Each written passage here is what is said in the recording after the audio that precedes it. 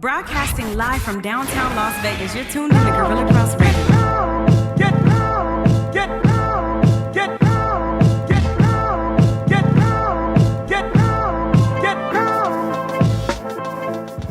Yo, what's going on? It's Levels. We're here coming to you live from the Gorilla Cross Studios, downtown Las Vegas, right off of Fremont Street. And we are live, baby. Yeah. We got a great show lined up for you. It's a lot of fun. It was well worth the wait. You know, we're a little overdue here, but you know what? It's well worth the wait. In studio, up and coming superstar Blair Cobbs joins us. We're going to get to that in just a minute. His manager, PR guy extraordinaire, Mario Serrano, is joining us too. Look at him. He's got the look. Yes, Oakland Raiders fan look. Quan 5'9" doing the thing on the boards. And of course, I'm joined as always with the Sportsnista. Hey. Cassandra Cusino. CC. What's happening? How you doing? We had a bunch of breaking news right off the top, so let's dive right into it because we only got an hour. Yeah, let's rip it. Let's jump right into it. Let's rip right through it. So, condolences out to the family of boxer Patrick Day, who passed due to injuries that he sustained in the ring in his last fight. By all accounts, I had never talked with him, but anyone who has said that he was a great kid, 27 years old. Too bad. We really wanted better news, did not get it. So condolences out to his family as well absolutely. To all of the boxing family out there. Yeah, man. You know, that is a extremely tragic thing because, you know, a lot of sports we say you play football, you play baseball, but as I'm sure Blair here will testify, you don't play boxing, you don't play MMA. This game a lot of times is for keeps. Our thoughts and prayers out to Patrick Day's family, his friends, and all his fans who knew him and loved him. Incredibly tragic. You never want stuff like this to happen. Never do, and it's just a reminder of the risk that these fighters take, not just in the ring, but also in camps. This is real stuff here. That's why we got a whole lot of respect for fighters on this show.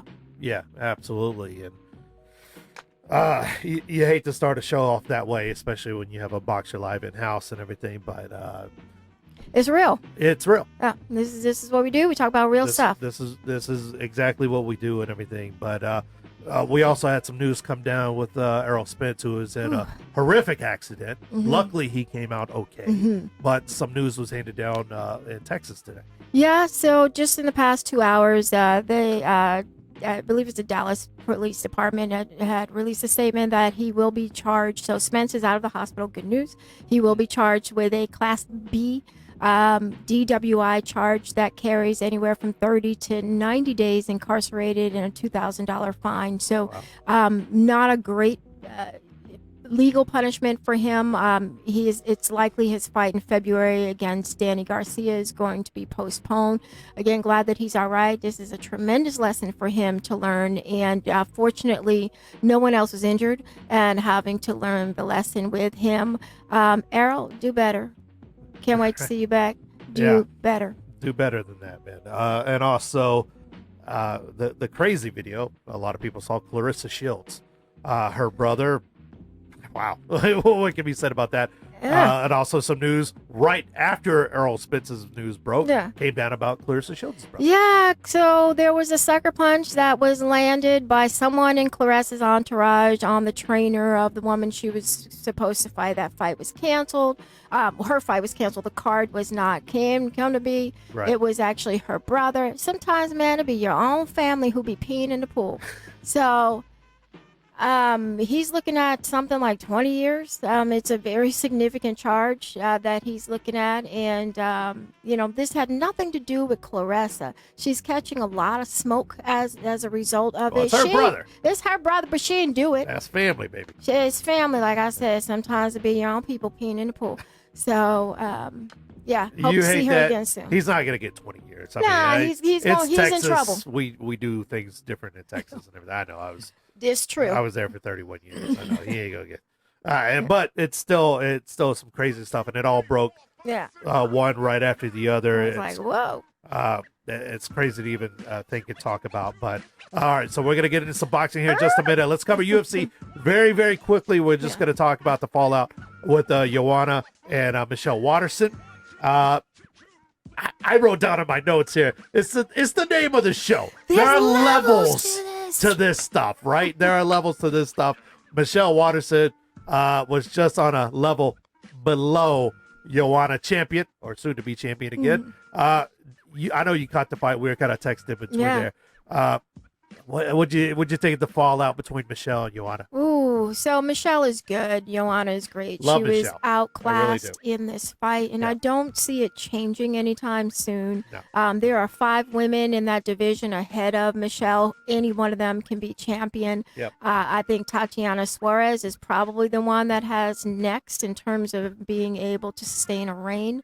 You got Joanna. If Rose comes back, we don't know. Zhang Weili is still out there, and Jessica Andrade is still capable of dropping people on their heads. So it's going to be rough for Michelle. I think she's going to be a legit top 5, top 6 contender. But man, that mom champ is going to have to be something that's in here and not something she wears around her waist, unfortunately. I was telling you during the fight, you know what, those karate kicks she has, and she has a very good base in karate. Those karate kicks she has look very pretty for karate kicks. But that front kick she kept throwing out there, she threw it about 30 times, man. It was about 12 inches away from Joanna's face.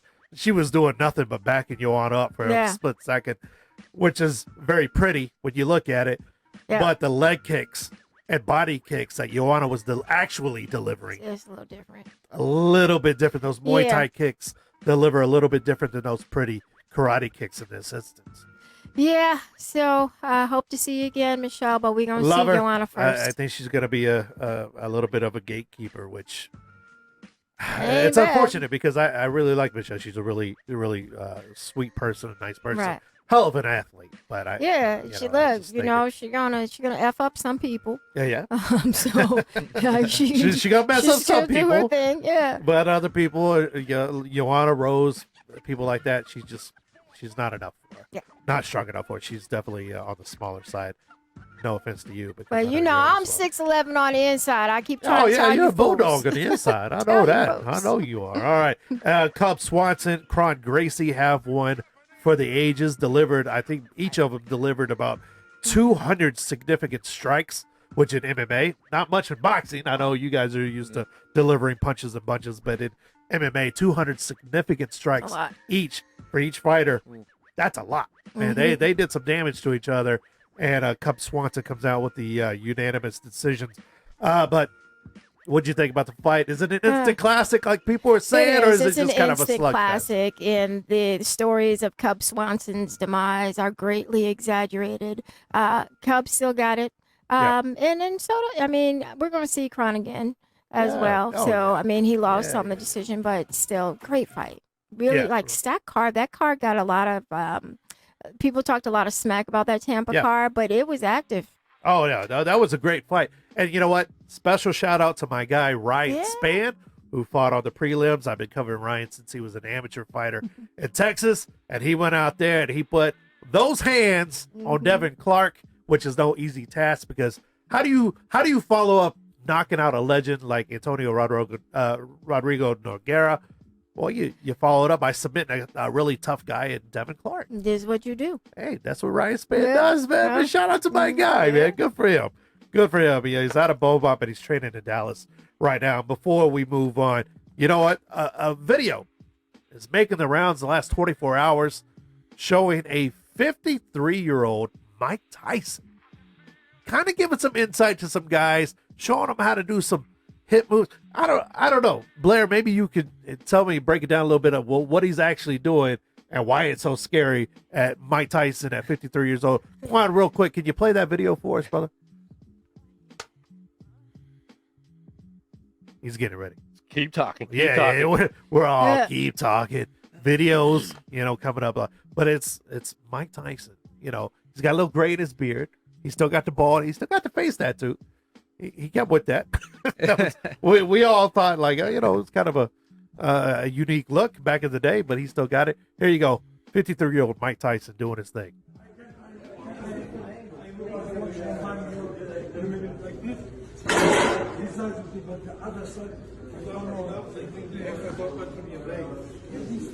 Look how deep, you know what I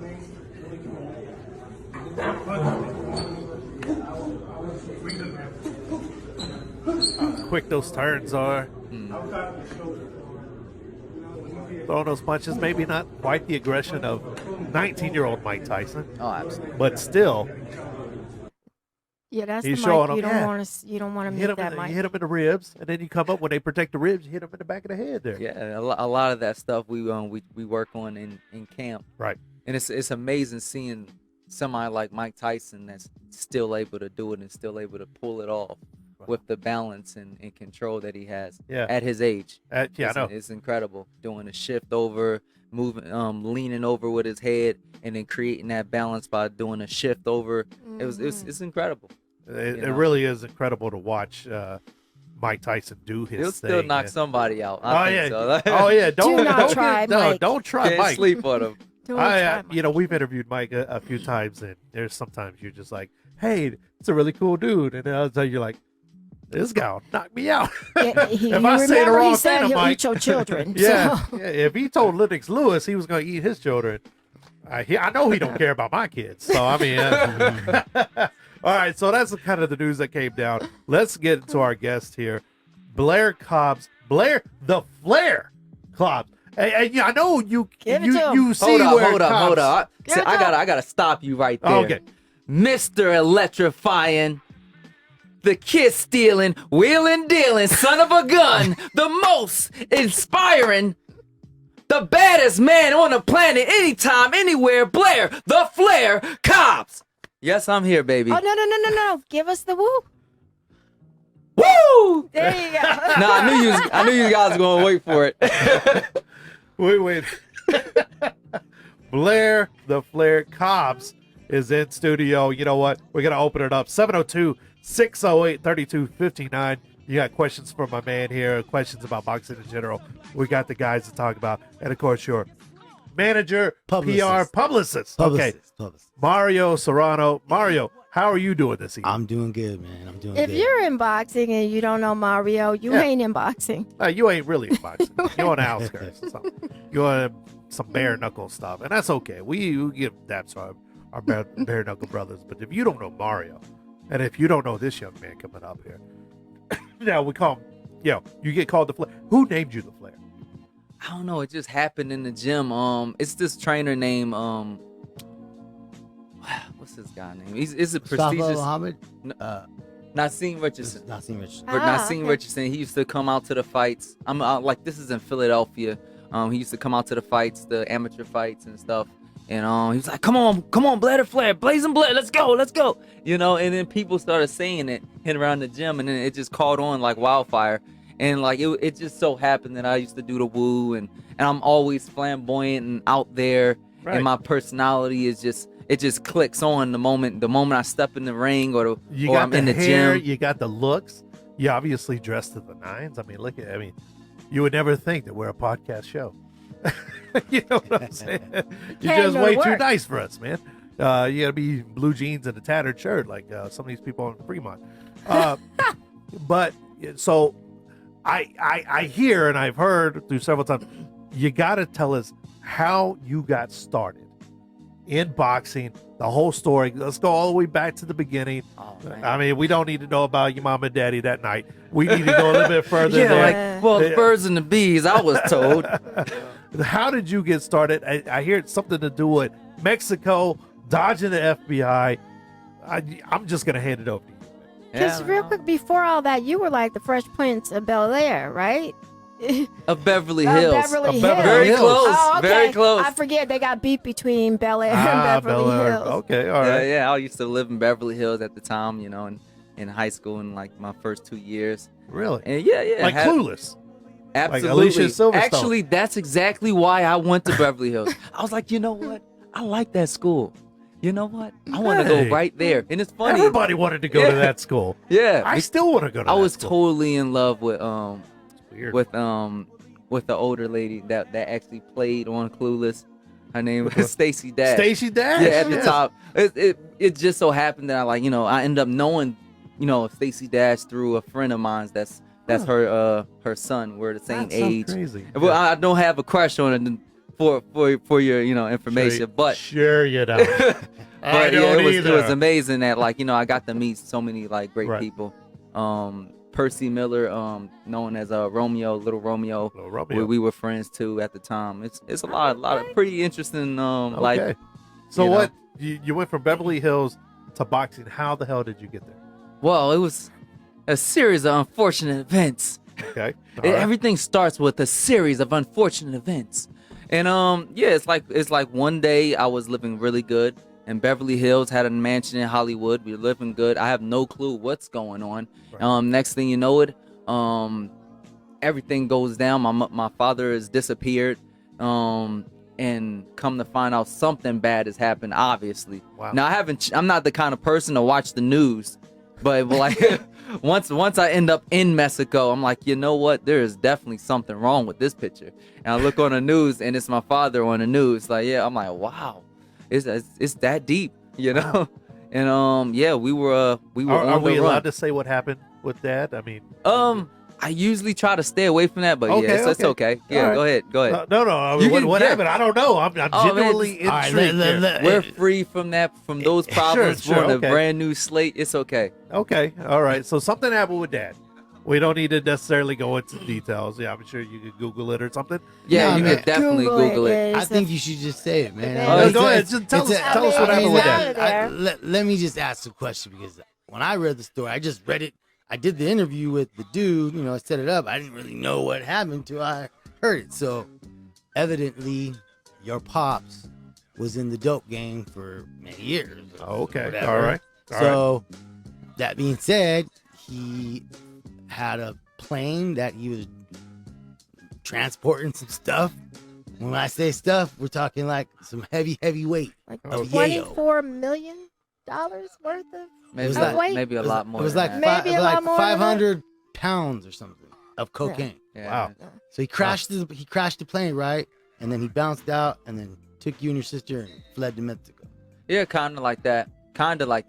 Okay. He disappeared for a while, and I'm figuring out what's going on. Okay.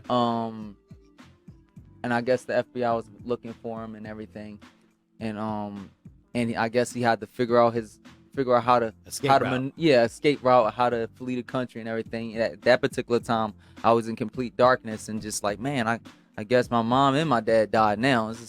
Now it's just a really bad day. Yeah. Like this Christmas is probably the worst, but it got way worse. But it's just what happened. Darkest before the dawn. How kinda did it stuff, get right? way Yeah. worse? Like, what was an example of So- it being way worse? Well, things got way worse. Like, cause that same thing happened again. When I was in America. Thank God. But it's a very So very your pops detailed- was an entrepreneur, in a different kind of way. That is a Yeah. very nice way to say that. you Yes, you absolutely. know what? I love you. You know, I'm a writer. She's so a publicist too, Mario. Yes, I do write stuff. So your pops was an entrepreneur, but you weren't in the family business. No.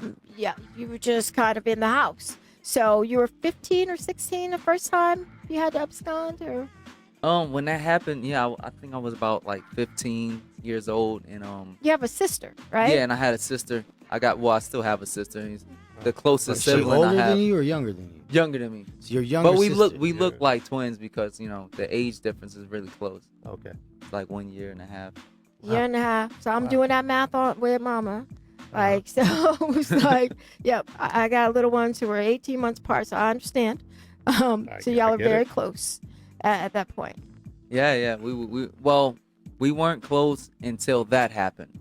Until we had to actually flee the country. We became close, a lot closer Yeah, than we you were. were all you had. Because we didn't have anything. When you're young and a young adult trying to mold to society, trying to Right. figure out your own way. Right. And already at the time, I never really had friends because I was always jumping from place to place even before then. Yeah. But moving from America to Mexico was a experience where it was different. It was different than that because I could no longer be Blair Cobbs. I can no longer be me. Right. So it was completely taking your identity away from you. Could you speak Spanish at that time, or? It took a little bit of time. I started speaking Spanish. I kind of lost my ability to speak over the years when I came back from Mexico. But I speak a little bit, just enough to get around. I'm surprised at what I know, because most times I don't know what I know until I actually start speaking and somebody's talking to me. Right. You know? Yeah. Right. Can you say "Watch me fight"? Watch me fight. Man. No, I have to hear What it. can you say in Spanish? What can you say? All the curse words. ¿Qué like all of us? pasó? We all learned the curse words. Like, Yeah, all the this curse was words. crazy. Can you say something like that? This Está whole- loco. Okay, so you end up in boxing. Your dad does some extracurriculars. You're with your little sister. How does that lead you to boxing? Like, what is that foray into? Like, did you just see a gym, or did someone you tag along with somebody? Well, what's that journey like? I mean, how did you get started? It all started like this. I was working out. I always thought that, like, I would do something. So I started doing some taekwondo in my little Sure. it was like a little country club or whatever. I was doing that for a little bit, literally like a couple days. And I was playing on a basketball court, and mind you, I'm the worst basketball player ever.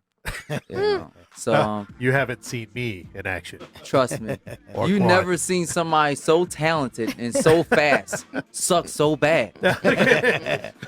You got me there. 'Cause I'm not talented or fast. I'm the guy that you pick first, and then you regret picking me. Man, you was my number one draft choice. Yeah, You let me down. like, oh man, he had the best handles. He's super fast, but he just couldn't shoot worth a damn. Like, So you're what? So you so I meet a guy while I'm playing basketball, and I befriend him. We became friends. We hit it off. Right. And he took me to my first boxing gym. He's like, hey man, yeah, we should go to the boxing gym. I'm like, yeah, man, I've been dying to go to the boxing gym. I've been lying to people saying that I know how to box for a long time. So they leave me alone. Yeah. Yeah. I'm like, this be awesome. I don't got nothing to lose anymore. It's like, Right. who cares at this point? So Right. I go to the gym, and on the very first day, I sparred. Really? Yeah. It was two guys I sparred. The first guy, I blasted him out. Now, mind you, I don't know anything about boxing. All I know is what, like, I see on, like, Rocky movies. Sure. So, like, I took all his punches, like, literally, pow, pow, pow, pow, just taking them punches, pow, pow. I'm like, oh, okay, you finished now? And then I start wailing on him. And I never seen him again after that. Okay. Like, I was in that gym every single day after that, and I've never seen him again. The other guy was a trainer, and come to find out, he was a really good professional fighter at the time. And man, all he did was just wait. He waited that 30 seconds of mayhem, bouncing around. I had like a style. They used to call me Apollo, like Apollo Creed. Apollo Creed. Yeah. Okay. Because I had the afro, and I bounced around. What? And I had like a very Muhammad Ali type of style that I inherited. You with style. I can't imagine that. I can't imagine. We have a caller? Let's patch him through. Caller, what's going on? I'm doing well. How are you? How are you, sir? Doing well. Yeah, Mike. So my name is Mike Dixon with Vegas Sports. I had to tune in real quick because I heard Blair was on. So how you doing, Sandra? Hey, shout out to Mike Dixon, Hey, Vegas Mike Sports Dixon, Daily. What's up, Big Mike? Yeah. So, what's up, my man? So, hey, Blair, I had a question for you. Obviously a promising prospect in the welterweight division. So, what separates you from any other boxer in the welterweights? What separates me from any other boxer, Mike, is the fact that I am the most entertaining fighter today. These fighters out here, it's not enough to be good. It's not enough to be good when the demand is to be great. I have a lot of speed, a lot of charisma, a lot of power. I'm a complete, true athlete that most people don't have that kind of ability that I have. And I match it all. I bring it all together with a very solid team that teaches me the good fundamentals of boxing. That's excellent. Actually leads up to my next question. And can you tell me how important it is to promote yourself outside of your promoter as a boxer? It's very important. You just look at all the great fighters. I'm not talking about good fighters, great fighters. Great fighters transcend the sport. My whole objective is to not just be good at boxing, not just be good enough to get a world title. My true purpose is to transcend boxing. So with that said, I have to get out there and do my thing, even though it's very organic and natural. It just happens when these lights come on. These lights come on, people are listening to me, and then I just get out there and shine. Indeed, you do. That's well said. Yeah, perfect. All right, thanks, guys. Thank you so much, Thanks, Mike, for your Mike. call. Thank you, Mike.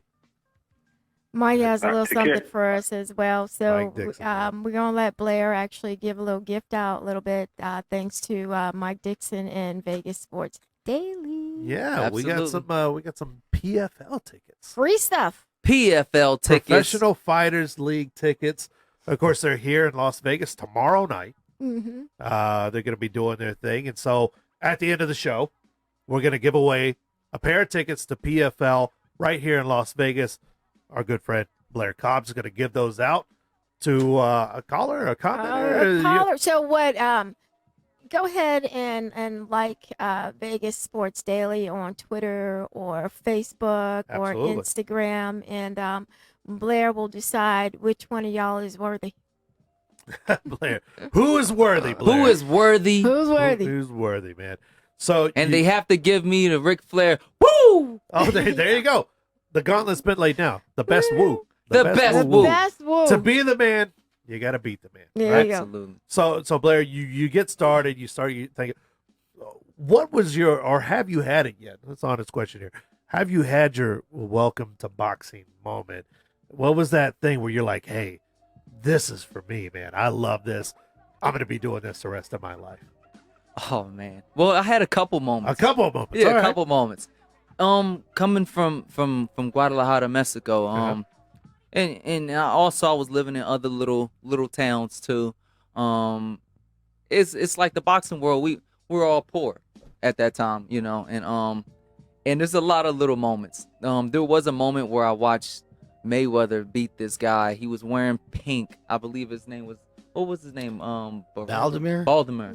When I seen that happen, and he made it look so effortlessly, like it was so easy. Right. And I'm like, man, I'm faster than this guy. So I'm like, you know what, man? I just might be able to do that. You know, I like it. There was a point where, like, you know, after all the beatings in the gym, I did Right. nothing but win, like in the actual fights. We Right. would fight every week, every other week. There would be fights, knockout, drag out wars in these Amateurs. amateur smoker fights. It was pretty interesting. I ended up like, it always starts like this, even in the pros. I always start out as like the alien that nobody likes. Sure. And we're trying to knock this guy out. Oh, let's put him up against the biggest guy that we can take, that we can give him. You know, let's overmatch him. Let's do this and that. Right. And I would go up there and show up and show out and please the crowd and change the hearts and captivate the audience. And and like little by little, I became a star within my little town of Guadalajara. It was beautiful. We saw that recently, actually, with the fight against Villalobos. It was in Villalobos' hometown, right? I mean, and he got to you in the sixth, had you staggered a little bit, and then you ended up knocking him down in the ninth to end the fight. But eventually, the crowd was on your side. Yeah, and that's how it happened in Mexico. That's exactly how it happened, even in Mexico. Whereas though it just started out a very tough crowd, and even in the gym, nobody liked me. They're like, "Oh man, this guy, he's just." I wonder how long this gringo is gonna last. You know. But you know, it's interesting though, because you say, you know, people didn't quite know what to make of you. You know, you have brown skin, but you're not Mexican, correct? Yeah. Well, I'm not Mexican, but I kind of am because of what I've been through. Now by birth, but by proxy. Yeah, Man of the by people. boxing kind of connected me to Mexico forever, and not just boxing, but my life experience. Right. Like I know more about Mexico than most Mexicans that live here in America because I've lived there. I've been a part of the culture. What were you know? doing there besides boxing? How did you spend your time? Man. Like, could you make any money? Were you making There was any a lot of money? pit- Like, there we was a lot of say that on air? Listen, No, what were you- it's we could say it on air. It just might be a bad day, you know. But look, let's just put it like this. In Mexico, I was doing a few things. I was a very lonely person. You know, that's probably why when the lights are put on, I act out like a child. I'm like, cause like deep down, I'm still a child at heart. And you know what happens to children that don't get any love? They whooped. act up. Oh. You know? They get whooped. They act up, then get whooped. You know what goes on at Cece's house?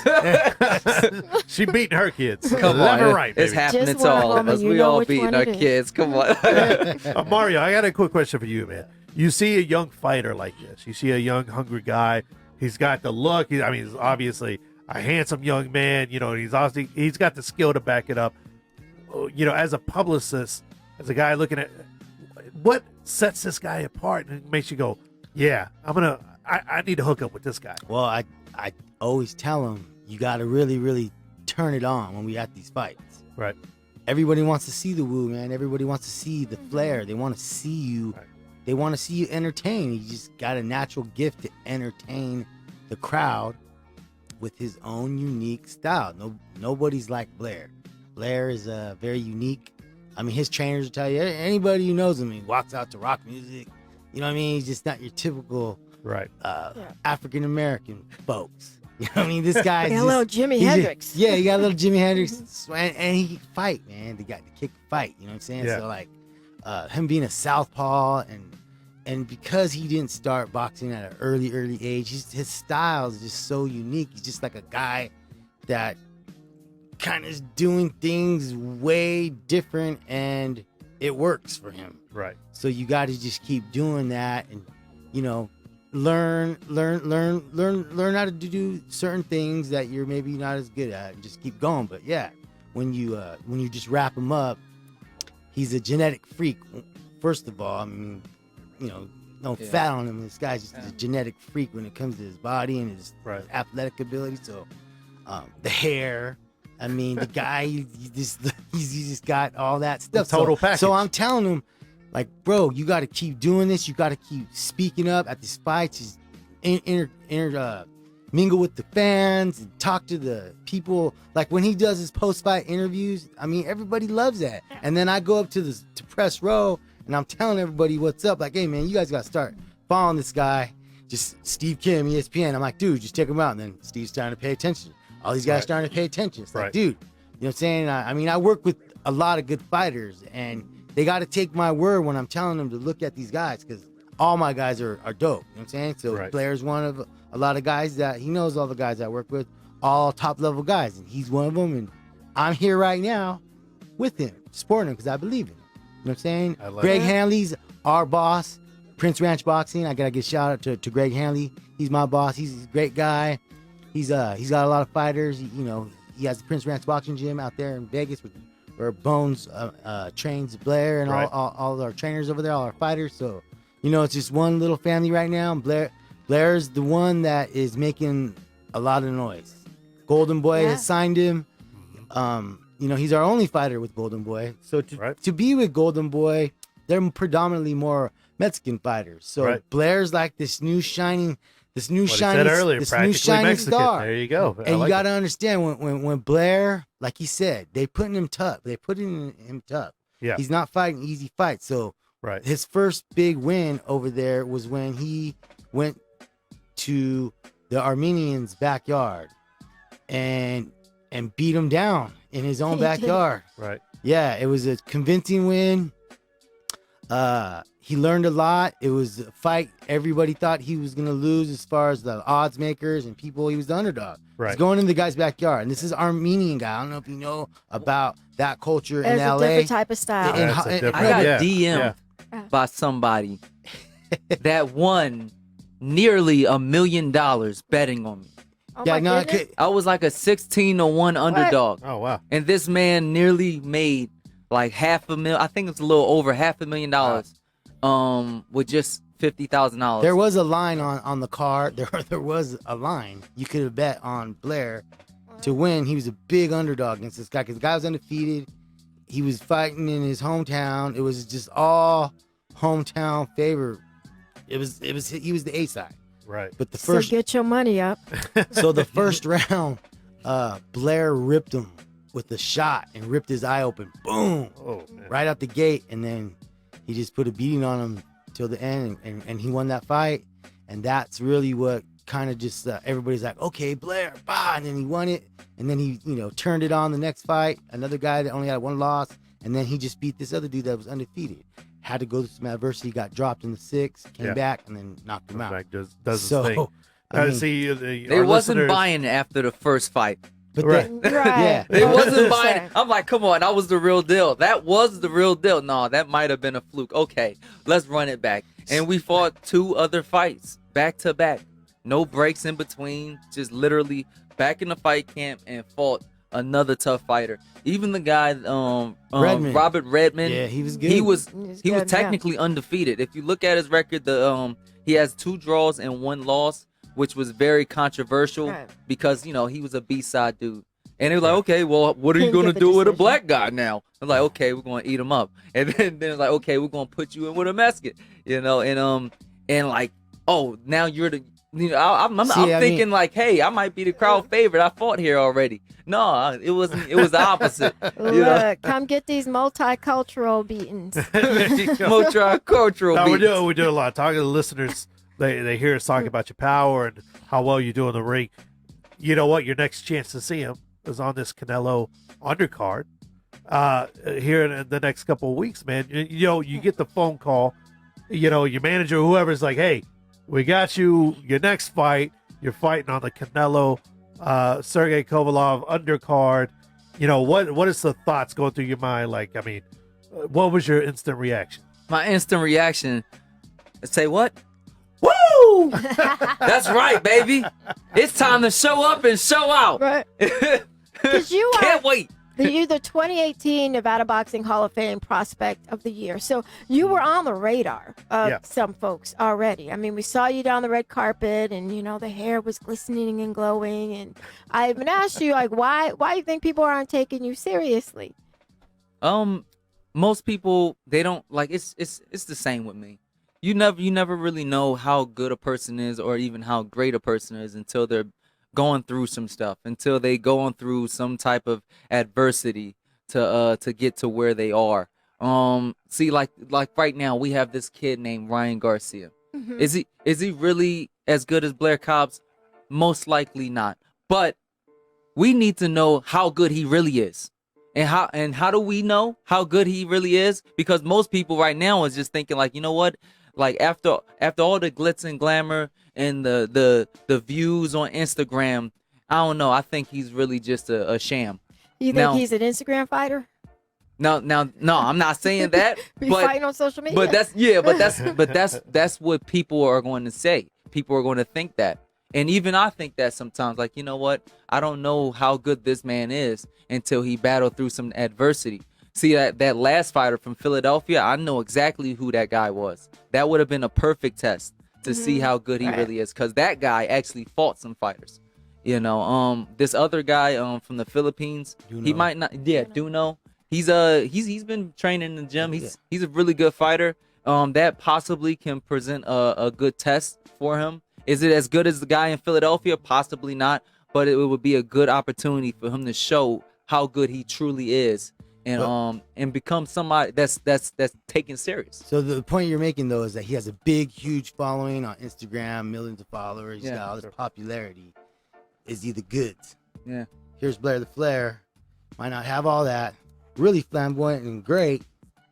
Is he the real deal? He's 12 and you're 0. proving it. Right, Yeah, you're 12 I'm proving it. oh. I'm You're proving going through Yeah. the I'm gauntlet. proving it. But I'm Mario, proving it over how- and over again. In this day and age, Mario, how important is that for young fighters who are just starting out their careers and everything. It's everything. To build that fan This base. is a digital world, man. You can reach so many people on a click of a button, so it's very important. Yeah. It's very hard to do. Does that factor into getting bigger and better fights anymore? Yes, it does. It does. It really does, because people will know, okay, if for instance, if Ryan Garcia is fighting, he just sends out a tweet. Boom, you got potential 300,000 people are going to buy the pay-per-view. Who knows? Or order the zone. Right. You know what I mean? So Or at least that's 20. That's the whatever. Something. Anything. You know what I'm saying? So like they know that reach, and it's an important thing. You know, their sponsors. So is that something that promoters actively do? They look at, maybe your Twitter followers or Instagram, and they go, okay, well, this guy's not quite there yet. Let me get this other guy who's got 75,000 I would say fans or yes. followers. I would instead say of it makes a 10,000. difference. I mean, but if you could fight, you could fight. And so that's why Right. Blair's not getting the easy route. Right. Ryan Garcia's getting the easy route to his Right. fights because he's got that social media. Sure. Blair doesn't have that crazy social media, so they're putting him in. Tough. Okay, we'll see what's up. You have Yeah. to prove Okay. it in the ring and Yeah. not like with your thumbs. Yeah, because that's how he's going to gain his followers. Gotcha. By going through this tough modes. And if a fighter can go rise to the top, you got something special. So now, you know what I mean? He's fighting on the Canelo card. So you're on the Canelo card. You're training with Bones. How did that happen? Oh man, it's kind of like a God gifted experience. I moved out to Vegas from Philadelphia. I couldn't get nothing done. I was homeless, going through hard times, Yeah. and I couldn't get anything done. I was almost pretty much retired, definitely inactive for How 3 old? years. Because you had turned pro already. Yeah, I turned pro at the perfect age. Oh, But that's that period, like what, 2016, 17, something like that. You weren't Yeah, really fighting. I was off the radar completely. I was so mad at just like everything that's happened in my career and how things were transpiring and my abilities not to even get anybody. It got so bad we started calling out like the best fighters in Philadelphia. Like, you know what? All right, this guy. How about this guy? How about that guy? Anybody. Matter of fact, can we do some sparring at least? It got so bad because I had a pretty tough resume as far as beating people down in the ring and in the gyms in Philadelphia and in the amateurs. I was probably like one of the bigger names, probably the biggest name in the amateur game. You were like the boogeyman in the gym, and so nobody wanted to actually be that test for you on a bigger card. No, absolutely. That's exactly how it is. Absolutely. And that put me in a position where I had to go all out. I had to leave Philadelphia. Leaving Philadelphia is a very hard thing to do. There's bars in that city that you don't see.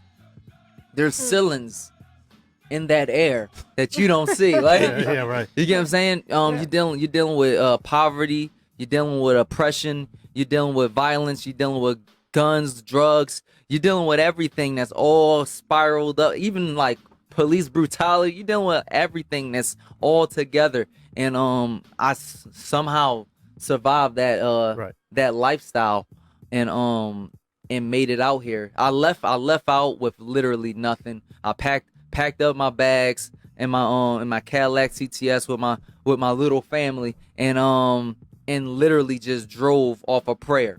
Right. And it was literally the only way I got there was through miracle after miracle. And then when I finally got to Vegas, it was a miracle, and even in that point. Did you seek Bones out, or how did you find? See, it's funny how you said that, because I was seeking stuff internally. I'm like, you know what, God, something's got to happen here, man. But you know what? I'm way better off than over there. I'd rather be homeless here and living in a tent here than over there. But I was going through that whole situation, and a cousin of mine that happened to have been in jail had Locked up with Bones. Yeah, locked up with Bones, and he told me to look. We know somebody. I've been talking. It's kind of like the talk through the grapevine throughout the prison cells and everything. It's like, yeah, my man Blair, he's gonna go somewhere. I'm telling you, he's gonna go somewhere. He's like, yo, and then Bones like, yeah, well, you think so? All right, well, we'll give you a shot. let's see what he got. Then if he's good like he say he is, then I'll take him somewhere. And I just showed up on his doorstep. And it's funny because where I was like actually living at the time, because I luckily somehow found a family member that could let me hold it down for a second, let me sleep in one of his extra rooms, and it's funny because he was literally down the street. So I'm like, Wow. yes. I'm like, yes, it's not like a big long commute thing. I can at least give it a shot. So I gave it a shot for the first week, and he looked at me. He's like, look, man, I think you're special. I think we can definitely do something, man. Like, you're gonna be my first fighter, and I'm gonna take you all the way. And this is when Bones got locked up for some things, and he got out. Wasn't in there for a long time, but it's kind of a trip because Bones, 2-time world champ, gets out of jail, and then him and Blair hook up. So this is like it's very serendipitous. So the whole your whole story, it's Right. like you were in places that were supposed to get you to the next place. It just didn't look like it. Like, from Mexico to New York to Philly to Vegas. Yeah, it's crazy. You know how crazy it is? It's not too far of a concept that Blair the Flair will be the #1 welterweight in the world. And it's not too far of a concept that me and Canelo might even fight. Right. And you know the crazy part? That would just be going full circle because we were actually fighting like in the same cards in amateurs. In Mexico. In Mexico. His mentor was my trainer. No. Cholo Larios. Oscar Larios. Yeah. I was training with these guys. That's an incredible story. It's crazy. That's not far off. It's not too far off to believe. Wow. Like, best believe it will happen because the way life is unraveling, it just can't stop happening. This is a movie. This whole thing. It's like, It has the makings of a movie, Makings of a movie. Absolutely. Yeah, and the final act hasn't even been written yet, and it's already intriguing. Yeah. It's nuts, man. So you're going to appear on the undercard of Canelo Alvarez, Sergey Kovalev, November 2nd, there in a couple of weeks. Going into it, how do you feel? Obviously, your spirits are high, but how is the training camp? How do you feel going into it? What statement are you hoping to make? The training camp was great. I feel like I'm on fire. Okay. Everything that I'm doing is always better than the next day. I mean, Right. better than the last day. Right. It seems like every single day I'm getting better. And it's weird because there's more things about me that's getting better. I'm getting taller. I'm getting stronger. I'm getting smarter. I'm getting younger, and I got pimples on my face right now. Hold up. You getting taller? Yeah, that happened. That actually happened. You That Benjamin Buttoned it. he grew like Yeah, an inch and a Benjamin half. Buttoned Like a couple last What in the year. world? Like somebody Weird had their stuff. foot in your back and you had to like stand up straight, or what was going on? I went through puberty, and I think it's coming back again. Actually, yeah, Puberty's I went, coming back. I went through puberty. We're gonna watch It this would one. be a nightmare for all of us, but for you, it's a blessing. Right. No, it was a blessing, but it was real strange because I'm getting acne on my back. This is in 2018. I'm like, Hey, I'm like, in what's going puberty, on? with me? Mario had Yeah. a full head of blonde hair. I'll tell you that one. I can tell from his look, man. You So, said you was in Mexico. I was like, you attribute it to the steak, or what was going on? It's like It's Canelo the had that steak. steak. Yeah, it was Be careful crazy, and there. I got tons of stories, man. Like one time, I used to make churros. Like the donut, like the treat. Yeah, like the churros.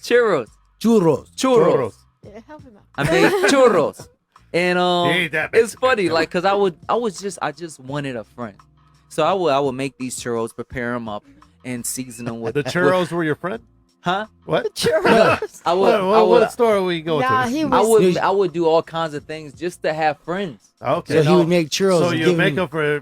other Where kids. would you take I these would make it churros? for the Okay. for the School, kids in right? Mexico. I thought 'Cause, you were I- talking to churros. Yeah, because I was used like, to I that's used a to go to different kind of school level. out there, so I went to school in Gotcha. Mexico, and I would actually prepare churros to give out to other kids. Can you Gotcha. still make them? You're still Yeah, listening, it's not too far. It's not too hard at right. all. On a show coming up soon, we're gonna have Churros live from Blair. I'm gonna sell them at a stand. It's called be very, called Blair very Flair quickly. Stand. Looking at that fight, Canelo and Sergey Kovalev. Give me your take on it. Who do you see coming out victorious? I between mean, these guys? I don't really know. They're saying Canelo is gonna knock him out. Canelo's gonna beat him and this and that. But last time I checked, Kovalev was a tough fighter. You know, that never tough guy. really backed down from anybody. And then you think about it, who he lose to. I don't know about this last guy he lost to. Yeah. But there's 2 fights he lost, and he lost to the best Andre fighter Ward, yeah. possibly ever. Absolutely. Andre Ward never took a loss since he was like since he got a spanking Yeah. from his dad. Right. Yeah. Right, yeah. That was the last You know? go. So okay, so we'll put it on Canelo. What do you think, Cece? I think Canelo is perhaps the most gifted fighter in the game. You know, I look at Lomachenko and I look at Errol Spence as well, and you gotta think Canelo is at his peak right now, and Kovalev is not at his peak right now. Yeah. Even though Canelo's coming up in weight, I look at him to be able to do some things in there that are creative. And everybody's talking about the body. He's going to go to the body. Kovalev's body is weak. Yeah, hey, anybody can get hit in the body. It's going to hurt. Yeah. So I don't think it's like any more significant than anyone else he's going to fight. But it's a huge fight for Canelo, and it's in Vegas. So, you know, if it goes to decision, it's going to Canelo. So, There you go, Mario. I know you got to stay a That little man bit is big, objective though. here, but Mario, Huge how do you fight. see it? Huge. fight. Okay, so I'm not a big Canelo fan. I just not. I mean, I thought Lara beat killing him. me. Lara's my boy. Yeah. You know what I'm saying? But I got a lot of respect for Canelo though. Right. He didn't have a big amateur career, and he came up in the pros fighting a lot of, maybe you want to say, guys that weren't at the top level. Sure. But that's when he was learning. And he's learning. He's never been scared to go fight Lara and go fight these guys. He got in the ring with all these dudes. So now he's taking on Kovalev. You gotta give him credit. And stylistically, styles make fights. He just might be too quick for Kovalev.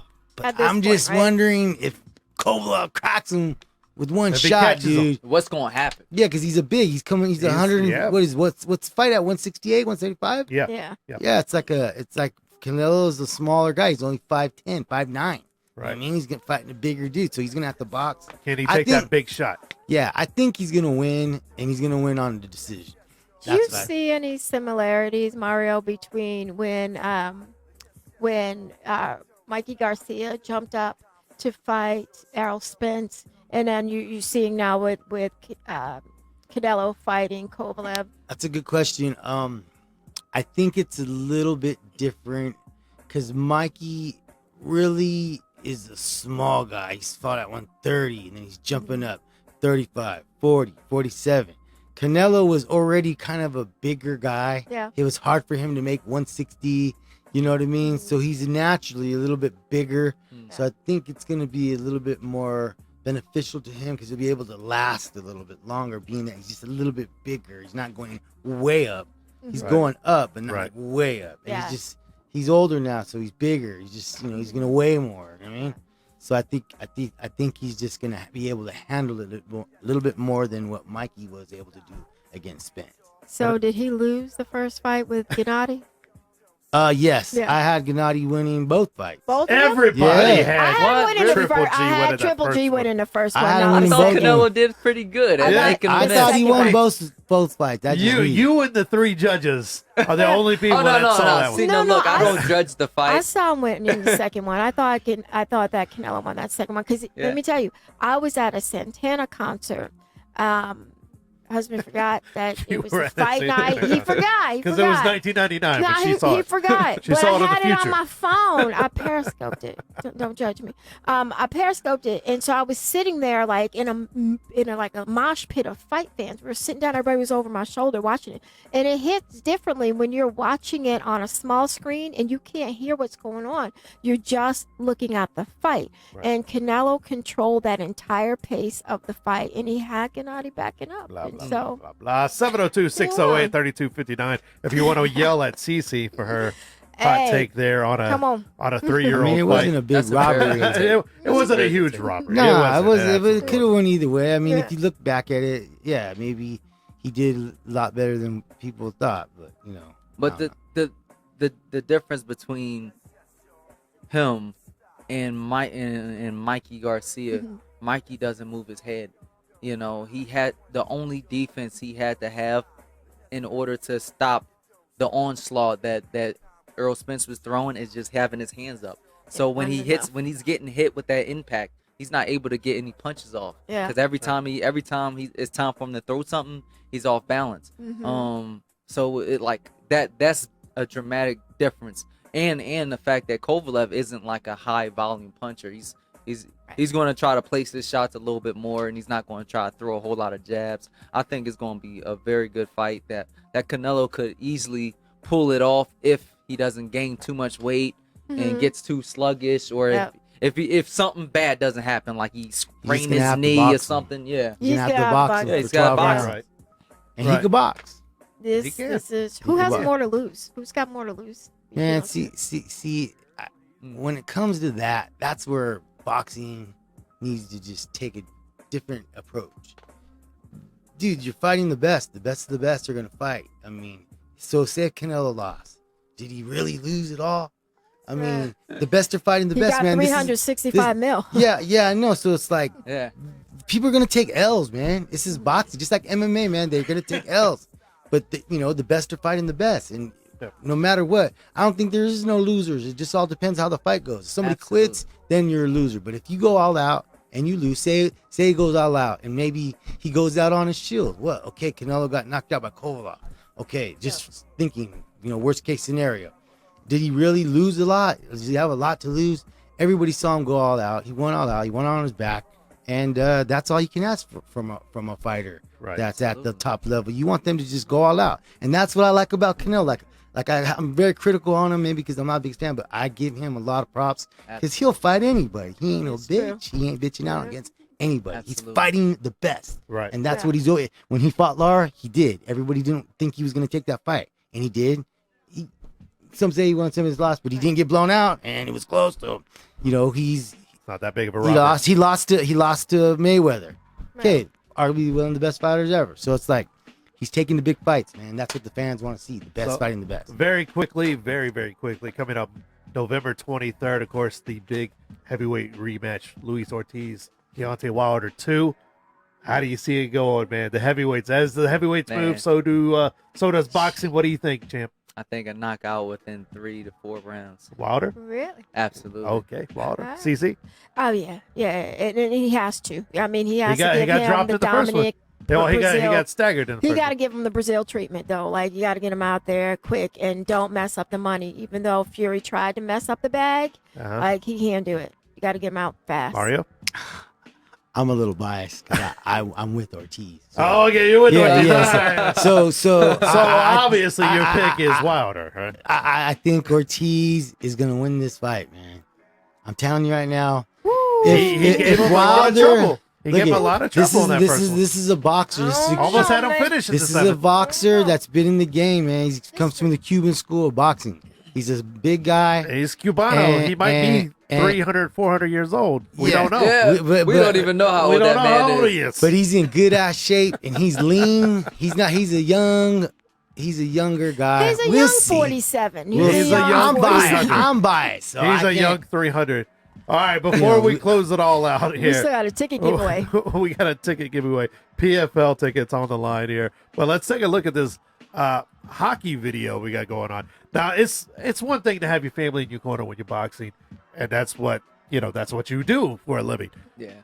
I think it's a different level of love whenever you play hockey and your dad's filming you in a fight and cheering you on at the same time. So we got a little bit of this going on.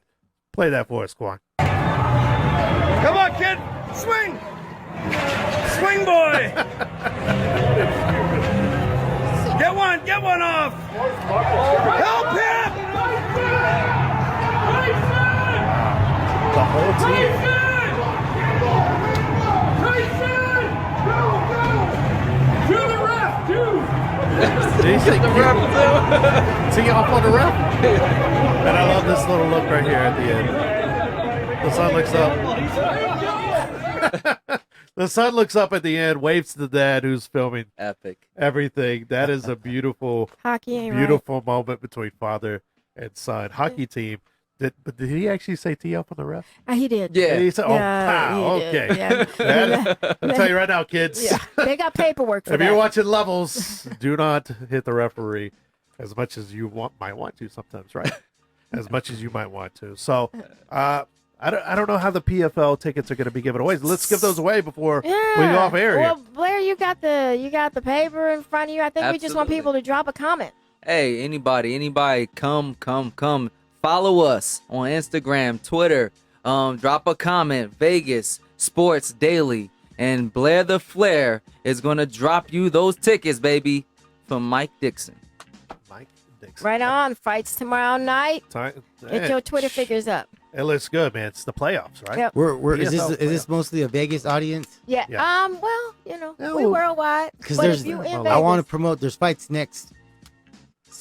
Let's see, on November 1st, there are the fights at Sam's Town, little local show, It's the So, Mayweather promotion. Mayweather Promotions. Yeah, Those are Sin always City. fun. Sin City Yeah, Showdown. man, They're those are fun. fun. Yeah. Always. There. Get out there and support your local. get out. Yeah, fighters, support man. your local fighter. That's what Tons all of I'm great trying to guys say. coming out of Man. all That's all of I'm these. trying to say. Support your Not local only- fighter. Practically costs you nothing, Yeah. Yeah, man. and you 25, get 30. in there and you see the whole Some boxing great action. community. It's gonna be Showtime Up card. front. You see Everybody a shows a up. lot of great up and coming fighters before you ever see them on pay per view. Showbox. You see them, Sam's Town Live, all the boxing gyms around here. Yep. They got a lot of great fighters coming up. So get out there, support your local fighters.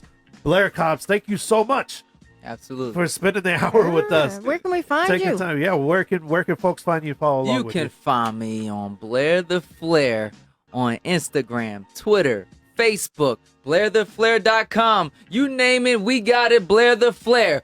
Woo! He's on Twitch. He's on TikTok.